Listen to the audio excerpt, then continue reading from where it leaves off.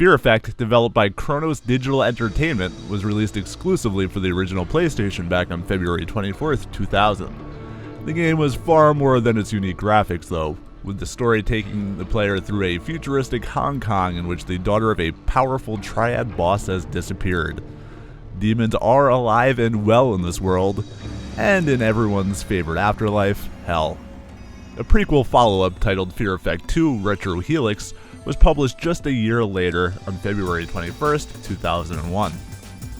Not to be outdone, a third game was planned, titled Fear Effect Inferno, with the PlayStation 2 and Xbox as intended platforms. First shown at E3 2002, Inferno was to follow the best ending of the original game. Other than the fact that it seemed to have similar traits to the original two games, not much is known about Inferno, as by 2003 rumors started that the game was cancelled. And although this wasn't announced until 2004, people held out hope until then. So far, while I have come extremely close, this game has been just out of reach, although a handful of prototypes are known to exist, including with the developers in the next game in the series.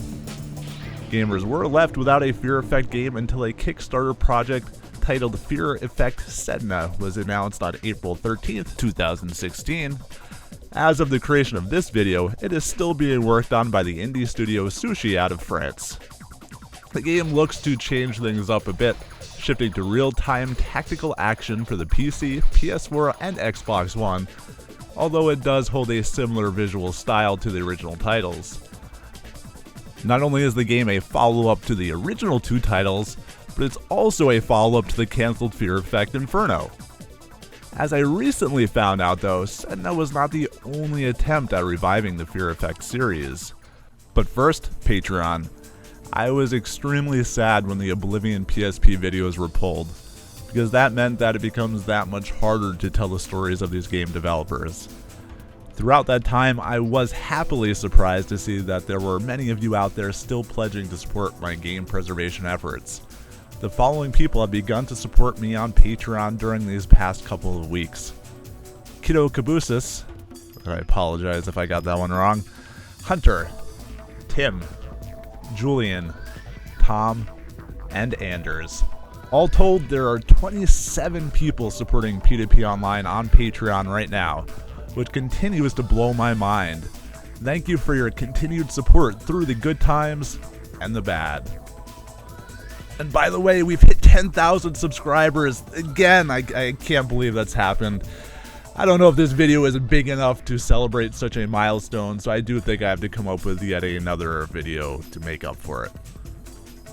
Back to Fear Effect. A small group of developers working at Climax Group, including Scott J. Compton and Peter Bartholow, developed their own pitch for an Xbox 360 and PS3 follow-up titled Fear Effect 3 Afterlife in May and June of 2006. Scott Compton had worked as the lead designer on the Fear Effect series, overseeing the gameplay, story integration, level creation, and puzzle design on not only the first two released games, but also on the cancelled Fear Effect Inferno sequel. Climax was desperate to work on then next-gen titles, and this was one of many pitches that they developed around this time period. Afterlife was to become a reintroduction for the series. Jin, the lord of the Chinese underworld, had captured the four mercenaries and committed them to their own personal hells, but Jin was soon under attack. Hana, Rain, Deke, and Glass were all determined to destroy Jin and escape hell, but their attempts only unbalanced the cycle of souls, releasing monsters and old foes back onto the earth, starting a war in the afterlife. These four, along with Zadir, a new playable character, had to save the world from their own very souls. Ahmed Zadir was a suicide bomber. Expecting an afterlife of peace and beautiful virgins, his afterlife was quite a bit different, having sacrificed his life for Glass's brother Jake. His special abilities would have allowed him to use explosives and lay traps. Hana witnessed her own parents' death and was made into a prostitute by the Triad. She became an assassin fighting back against Jin, with her special ability granting her the ability to see the unseen and reveal the true nature of things, including invisible enemies, spirits, and hidden objects in the underworld. Rain is an artificial human created from an ancient Chinese immortality elixir, haunted by nightmares. With no childhood, Hana serves both as her mentor and lover. She has the ability to absorb the souls of her enemies, developing her powers while also transforming her body into pure energy, letting her pass through obstacles and enemies. Deke is a hired mercenary and hitman doing just about anything for profit.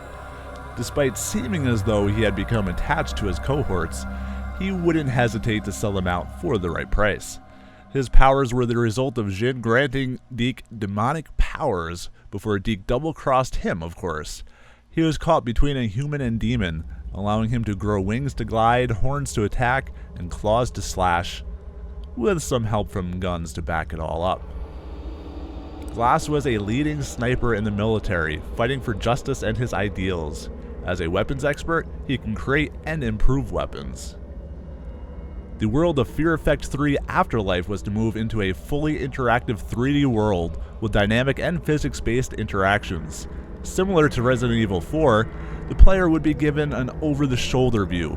Fans of the original wouldn't have to worry either though, as the classic camera angles would return as well, usually to set up the scene. During some parts of the game, the player would team with an AI-controlled character. The player could switch between the two characters at any time, both to solve puzzles and to fight enemies. Basic instructions would have been allowed, such as directing the AI to man the turret on a vehicle that the player drives. Similar to God of War, interactive cinematic action sequences, titled Cineractives, would have been employed to enhance the action.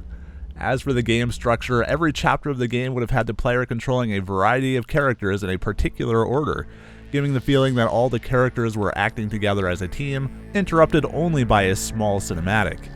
Each chapter would have had a section that could be completed by any character, changing the story slightly, potentially altering relationships between the characters. Gameplay in those segments would change too, as the enemies could have adjusted to the player's abilities. In the prologue of the game, Zadir sacrifices himself, having been promised the perfect afterlife, but finds himself in hell, only to be tortured by 72 succubi. While Zadir contemplated escaping, he had no means to do so. Hana, Rain, Deke, and Glass had easily escaped their prisons, and Jin sent his entire demon army after them. Zadir took this opportunity to escape, and of course met up with the anti-heroes along the way. The first act would have seen the group of 5 setting out to escape hell and defeat Jin for good. Towards the end, they would have confronted him in the City of the Dead, with Jin assuming his true form, with the group finally ending Jin, allowing them to return to Earth. The next act would have seen Earth dealing with the aftermath of the death of Jin, with the afterlife in chaos. A power vacuum formed with the armies of Satan and the other hells moving for control. The souls that escaped terrorized Earth. In order to stabilize the universe, the group turns both to science and Rain's supernatural origins to end the apocalypse, seemingly transforming her forever. While Earth was stabilized, it couldn't last forever.